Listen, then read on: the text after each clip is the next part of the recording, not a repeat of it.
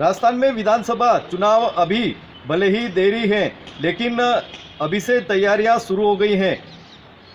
चुनाव तैयारियों के लिए सबसे अहम बात होती है तो वो धन की होती है, और धन के बगैर पार्टियां कुछ कर नहीं सकती हैं।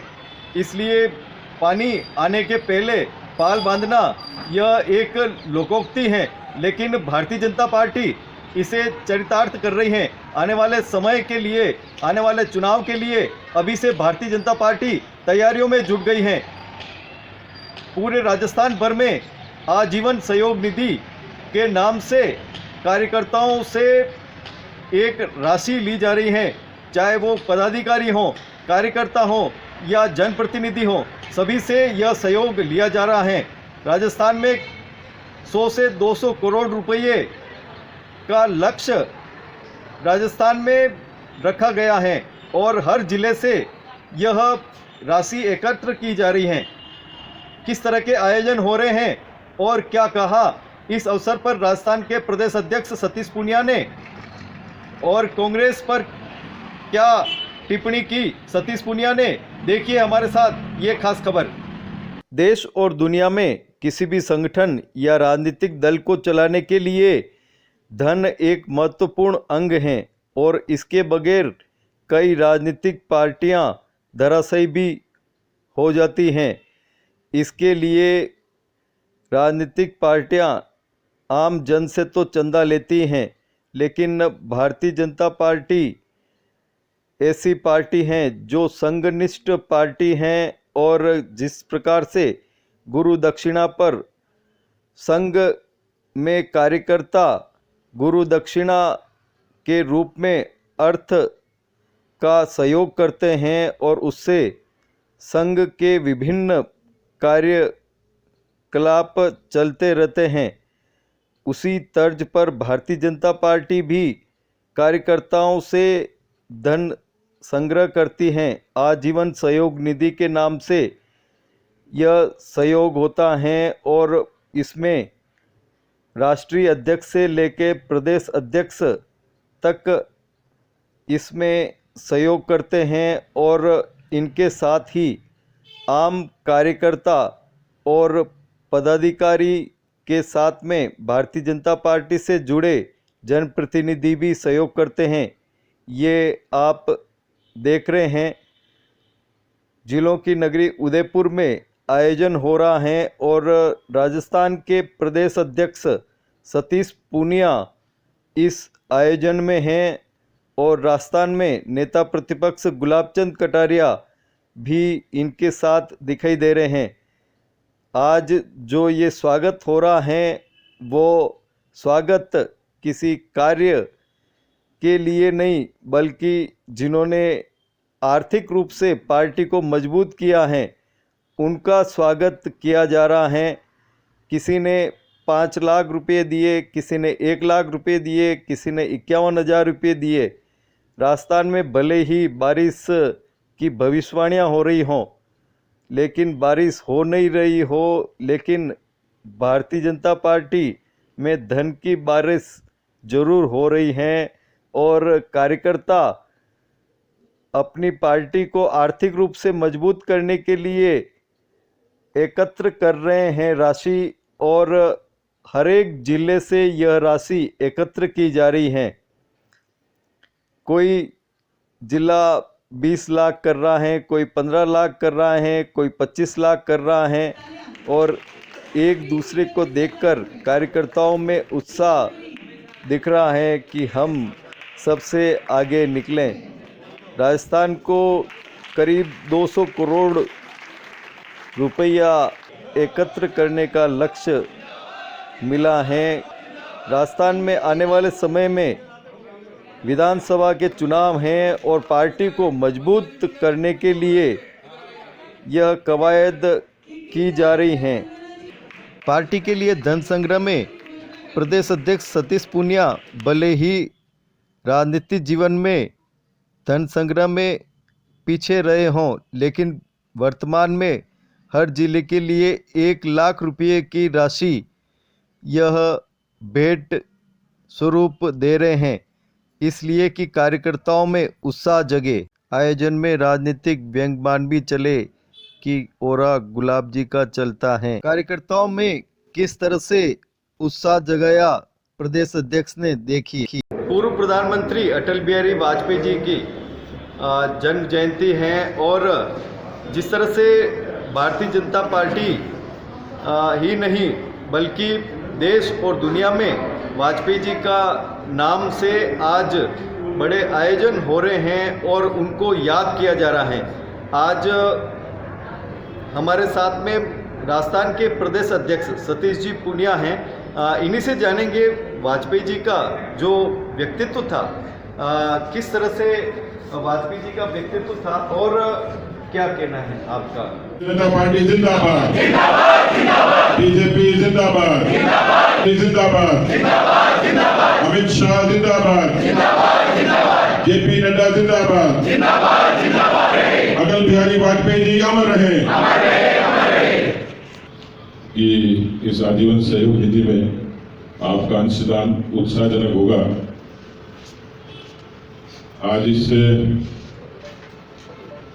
अटल बिहारी वाजपेयी जी के जन्म जयंती के इस कार्यक्रम के अवसर पर हम सब के बीच में उपस्थित जिला भारतीय जनता पार्टी के अध्यक्ष आदरणीय अरविंद त्रिपाठी जी के अलावा भी एक ऐसे युग पुरुष हैं जिनको केवल देश नहीं दुनिया मानती है।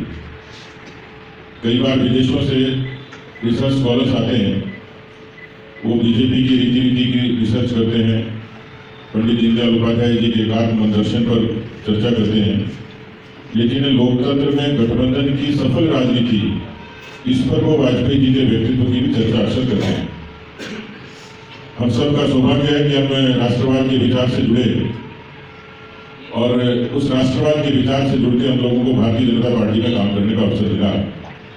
यहाँ जो लोग बैठे हैं उसमें अधिकांश वो लोग भी हैं जिन्होंने वाजपेयी जी के युग को देखा।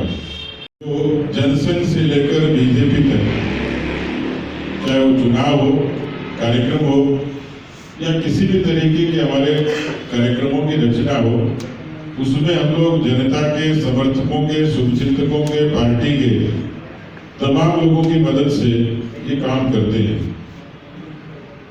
पार्टी ने लक्ष्य बढ़ा दिया है, इसलिए दिया है कि हम राजनीति में शुचिता और ईमानदारी के साथ आगे बढ़ते हैं।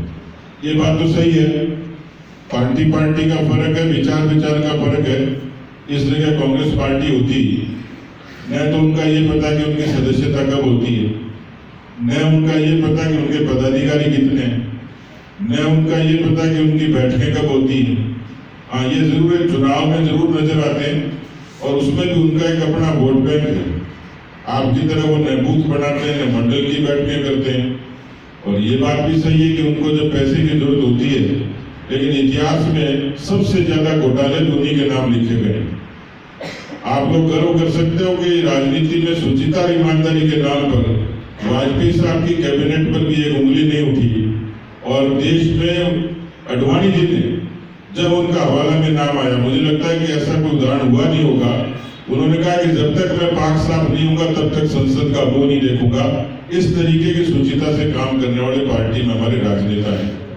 प्रधानमंत्री मोदी जी जिन्होंने कहा कि न खाऊंगा न खाने दूंगा, इसको चरितार्थ किया और आज दुनिया की रैंकिंग में कोई ईमानदार कैबिनेट है तो प्रधानमंत्री मोदी जी की। वाजपेयी जी वही व्यक्तित्व थे जिन्होंने किसानों के लिए क्रेडिट कार्ड और फसल बीमा जैसी सौगात दी। देश के लाखों गांव सड़कों से जुड़े और इसी तरीके से देश को परमाणु शक्ति संपन्न बनाने में उनका बड़ा योगदान था। वो केवल पार्टी नहीं, विचार नहीं, उससे भी ऊपर उठकर थे, जिनको सभी दलों के लोग पसंद करते थे। देश का लोकतंत्र हमारी ताकत है, लेकिन गठबंधन की राजनीति को सफलता से चलाना ये वाजपेयी साहब की जीवन की एक बड़ी उपलब्धि थी। देश उस परिस्थिति से गुजरा, लेकिन उन्होंने देश को एक ताकत दी, ऊंचाइयां दी और इसलिए श्रद्धा से हम लोग उनको याद करते हैं। आज के दिन भारतीय जनता पार्टी सुशासन दिवस के रूप में मनाती है। हमारा सौभाग्य है कि हम लोग मोदी युग में जी रहे हैं। वाजपेयी जी ने जो शुरुआत की, उस शुरुआत को मोदी जी ने बुनियादी विकास और वैचारिक मुद्दों के समाधान से निरंतरता लिए रखा है। इसलिए हम सब लोग आज विनम्रता से उनको श्रद्धांजलि देते हैं और उनको श्रद्धा से याद करते हैं। आप प्रदेश के दौरे पर हैं, किस तरह के हालात आप देख रहे हैं प्रदेश में? मैं पार्टी का अध्यक्ष के नाते मेरी जिम्मेवारी है, इसलिए पार्टी का संगठन मजबूती से काम करे, कार्यकर्ताओं का मनोबल ऊंचा हो और पार्टी की जो रोजमर्रा की गतिविधियां हैं, हमारा संगठन बूथ स्तर तक पहुंचे, साथ ही साथ पार्टी का वैचारिक प्रबोधन हो। और इसके साथ साथ पिछले 3 वर्षों में सरकार ने जिस तरीके से किसानों से वादाखिलाफी की, नौजवानों से की, कानून व्यवस्था ठप हुई, उसको लेकर जन आक्रोश रैलियां भी हम लोग कर रहे हैं। आने वाले समय में राजस्थान में भी एक बड़ी रैली का आगाज हम लोग करेंगे। कुल मिलाकर पिछले 3 वर्षों में राजस्थान की अशोक गहलोत सरकार ने राजस्थान की जनता को निराश किया है और हम लोग सदन और सड़कों पर मुखर होकर अब इस सरकार का मुकाबला मुख्यमंत्री जी अशोक गहलोत कहते हैं कि उनके वक्तव्य में वार होता है, प्रधानमंत्री जी पे वो शब्दों के बाण चलाते हैं, राजस्थान के नेताओं पे चलाते हैं और हिंदुत्व पे चलाते हैं कि जिस तरह से हिंदुत्व को लेकर भारतीय जनता पार्टी के नेता जिस तरह से वक्तव्य दे रहे हैं, उससे देश की अखंडता और वो संप्रदाय बिगड़ने की स्थिति है।